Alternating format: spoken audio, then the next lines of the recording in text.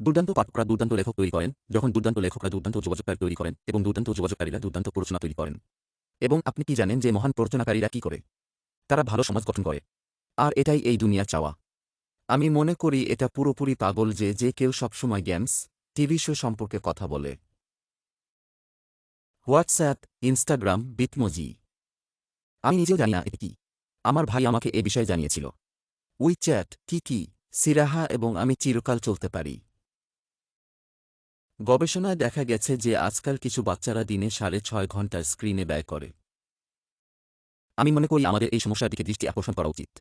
তবে না পড়ার ফলে আপনার মস্তিষ্ক কম সক্রিয় বা ব্যস্ত হয়ে উঠতে পারে। গত 1 বছর ধরে আমি কার্ল মের উইনেটু সিরিজ, 8টি বই সহ হ্যারি পটার সিরিজ, 1-2টি বই সহ রোয়াল্ড ডাহলের সিরিজ এবং 7টি বই সহ দ্য আনওয়ান্টেড সিরিজ এবং এর মধ্যে অনেকগুলি একক বই পড়তে উপভোগ করেছি।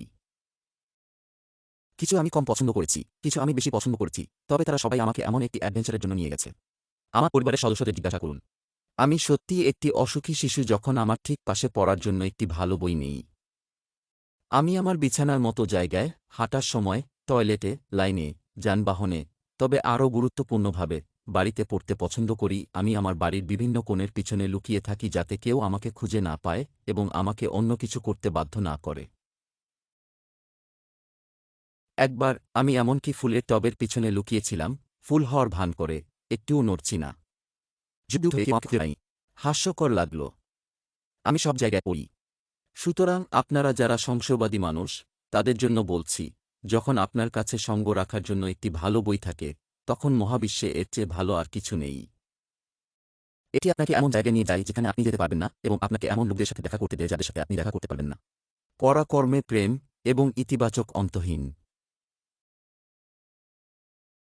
যেমন আমাকে সাধারণত বানান পরীক্ষার জন্য পড়াশোনা করতে হয় না, এবং এটি আমার শব্দভাণ্ডারকে এত ভালো করে তোলে যে এটি সহজেই যে কোনো প্রাপ্তবয়স্ককে প্রভাবিত করে। মাঝে মাঝে আমি প্রথম যে জিনিসটি জানি তা হল আমি বড়দের সাথে একটি সংক্ষিপ্ত কথোপকথন করেছি। এবং পরের জিনিসটি আমি জানি যে সেখানে প্রাপ্তবয়স্কদের দ্বারা কোনো একটি ঘর আমার সম্পর্কে কথা বলছে। বই ছাড়া আমি আমার জীবন কল্পনা করতে পারি না। আমি যা তুলনা করছি তা হল পাঠ্যবার্তা, টুইট এবং স্ন্যাপের দুর্দান্ত সামাজিক অসুস্থতার যোগফল পড়ার, লেখার, যোগাযোগ করার এবং প্ররোচিত করার হারিয়ে যাওয়া শিল্প। আধুনিক প্রযুক্তির এই বিস্ময়ের জায়গা থাকলেও আমরা, তরুণ প্রজন্ম, পড়া আটকে রাখতে হবে। এটা আমাদের রাজ্যের চাবিকাঠি। সুতরাং সেখানে যান, একটি ভালো বই সন্ধান করুন, কেবল কোনো বই নয়, অন্য বাচ্চার দ্বারা সুপারিশ করা সেরাগুলি হল সেরা, এবং কেবল এটির জন্য যান।